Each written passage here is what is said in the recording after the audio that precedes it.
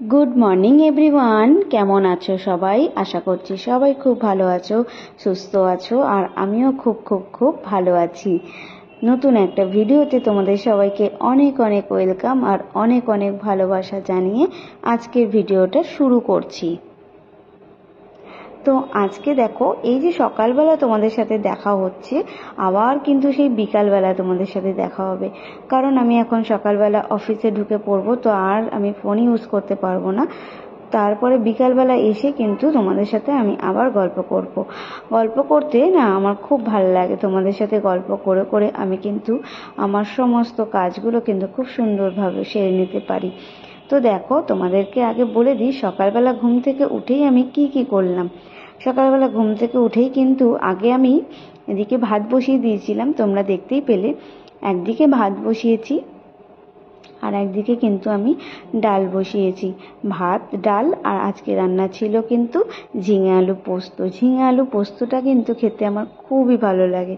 তোমাদের কার কার ঝিঙে আলু পোস্ত খেতে ভালো লাগে অবশ্যই কিন্তু কমেন্টে জানিও।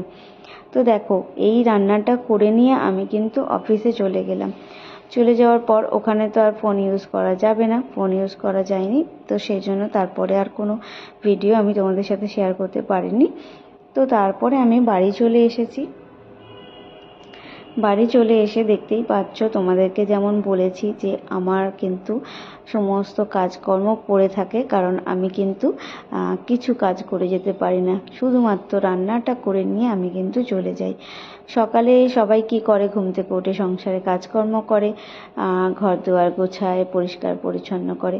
আমারও করতে না ভীষণ ভালো লাগে, ঘর দুয়ার গুছিয়ে রাখতে ভালো লাগে, পরিষ্কার পরিচ্ছন্ন করে রাখতে ভালো লাগে। কিন্তু কি করব, যেহেতু আমাদের একা সংসার বলবো না, আমার সাথে অনিতাও থাকে, কিন্তু তোমরা অনিতাকে আমার ভিডিওতে খুব কম দেখতে পাও, কারণ মাঝে মাঝে কি হয়, অনিতা ওদের বাড়িতে থাকে, আবার আমাদের এখানেও থাকে। তো কি হয়, সকালবেলা যেহেতু আমি খুব একটা ভিডিও করতে পারি না, তো সকালবেলা ঘুম থেকে উঠে আমরা দুজনেই কাজের জন্য বেরিয়ে পড়ি, আর আমি ফিরে যাই একটু তাড়াতাড়ি আর ও ফেরে আর একটু দেরি করে। তো সেই জন্য তারপরে আর কোনো ভিডিও সেরকমভাবে করা হয় না। আর ও ভিডিও করতে খুব একটা পছন্দ করে না, মানে একটু লজ্জা পায়, বুঝেছো? তো সেই জন্য ও ভিডিওতে খুব একটা আসে না। কিন্তু এখন কদিন ধরে ও হচ্ছে ওদের বাড়িতে রয়েছে, তো সেই জন্য ভিডিও করা হয়নি। ও আসবে বলেছিল বিকালবেলা, তো যদি আসে তো অবশ্যই আমি তো ওর সাথে ভিডিও করে তোমাদেরকে দেখাবো। তো আগের দিন বলেছিলাম একা সংসার, এটা একা সংসার মানে ও থাকে আমার সাথে, এই হয়েছে ব্যাপার। তো আমাদের দুজনের সংসার। আর আমি হচ্ছে এখানে বাসন মাজা প্রায় হয়ে গেছে, এবার আমি বাসনগুলো ধুয়ে নিয়ে চলে যাব। আর কিন্তু এদিকে আমার কাচাও রয়েছে, তারপরে এদিকে আবার আমাকে রান্না করতে হবে। তো এই কাজগুলো আমাকে একা হাতেই করতে হয়, তো সেই জন্য যতটা সম্ভব আমি গুছিয়ে কাজটা করার চেষ্টা করি। আর সংসার ঘরের কাজকর্ম গুছিয়ে রাখতে কার না ভালো লাগে বলো? প্রত্যেকটা মেয়েরই কিন্তু দেখবে সংসার গুছিয়ে রাখা, ঘর দুয়ার সুন্দরভাবে গুছিয়ে রাখা, এটা কিন্তু প্রত্যেকটা মেয়েই করে, যাতে মানে দেখতে ভালো লাগলে কি হয়, নিজেরও একটা ভালো লাগে। আর ধরো বাড়িতে কেউ এলো, তারাও বললো যে বাহ, সংসারটা, ঘরটা কত সুন্দরভাবে গোছানো আছে, এটা শুনতে কিন্তু সবারই খুব ভালো লাগে, তাই না বলো? তো যাই হোক, চলো, বাসন মাজা আমার প্রায় হয়ে এসেছে। এবার আমি কি করব, কাচাকুচি করে নেব, কিন্তু সেই কাচাকুচির ভিডিওটা আমি তোমাদের সাথে শেয়ার করতে পারলাম না, যেহেতু অনেকটা টাইম হয়ে গেছিল। আর কি বলো তো, একা একা সমস্ত কাজকর্ম করতে করতে ভিডিওটা করা, আবার সেই ভিডিওগুলোকে এডিট করা, এটা না ভীষণভাবে মানে অনেকটাই কষ্টের হয়ে যায়। তো সেই জন্য যতটুকু পারি ততটুকু তোমাদের সাথে শেয়ার করার চেষ্টা করি, ততটুকু আমার মানে মনে হয় যে আমি এই ভিডিওটা নিয়ে এটা করতে পারবো, তো সেটা করার চেষ্টা করি। আর সব ভিডিও তো সবসময় করা হয়ে ওঠে না, বলো? আর দেখো, তোমরা তো দেখতেই পেলে আমার কাচাকুচিও কমপ্লিট হয়ে গেছে।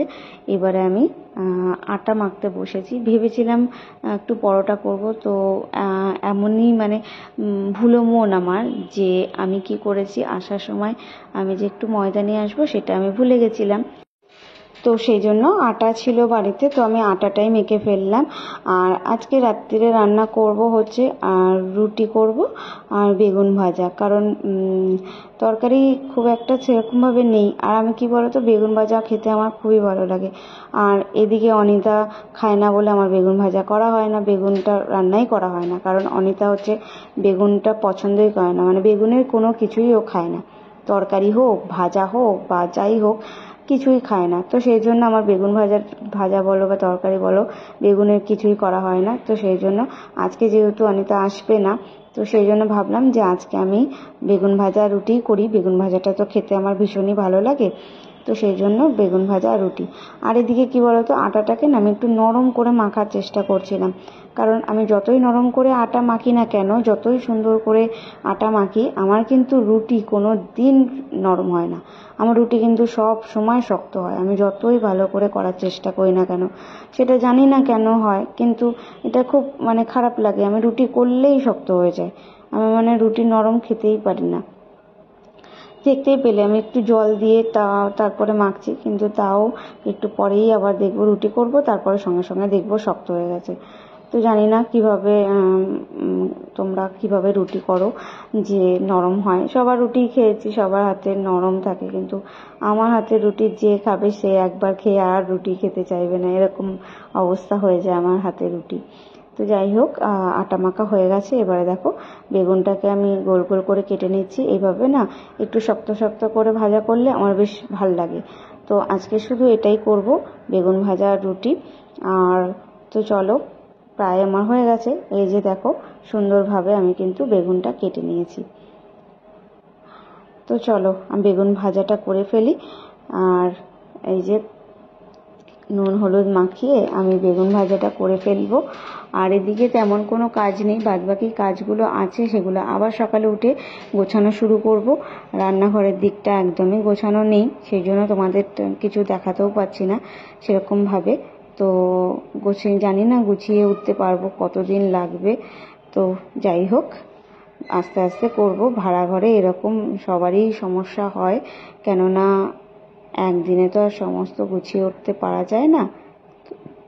তো আমি আস্তে আস্তে সেটা গোছানোর চেষ্টা করব। আর দেখো আমি এদিকে বেগুন ভাজাটা করে ফেলছি, তার মধ্যে ওদিকে একবার যাব, কারণ ওদিকে ঘরটাও গোছানো নেই ঠিকঠাকভাবে।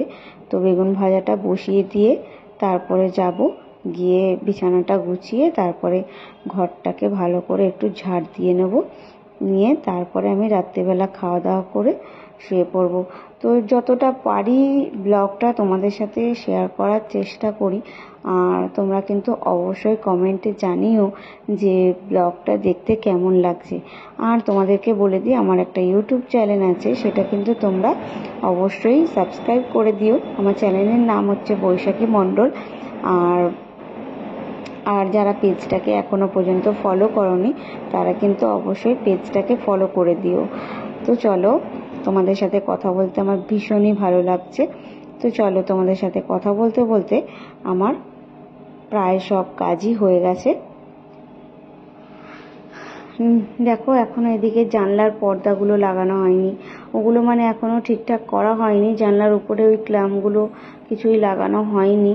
তো পর্দা না কিনে, কবে থেকে পর্দা কিনে ঘরেতেই পড়ে আছে, ক্ল্যাম্পগুলো লাগানো হয়নি বলে পর্দাগুলো এখনো লাগানো হয়নি। আর এদিকে দেখো আমার বেগুন ভাজা রুটি হয়ে গেছে। দেখো তোমাদেরকে যেমন বলছিলাম না, আমার রুটি কেউ খেতে চায় না, খেতে পারবে না, রুটিটা এতই শক্ত হয়ে যায়। তো দেখো রুটিটা দেখে নিশ্চয়ই তোমরা বুঝতে পারছো যে রুটি কিন্তু আমি খুব ভালো করে করতে পারি না। তো যাই হোক, আমার নিজের রান্না তো নিজেকে খেতেই হবে। তো চলো বন্ধুরা, টাটা সবাইকে।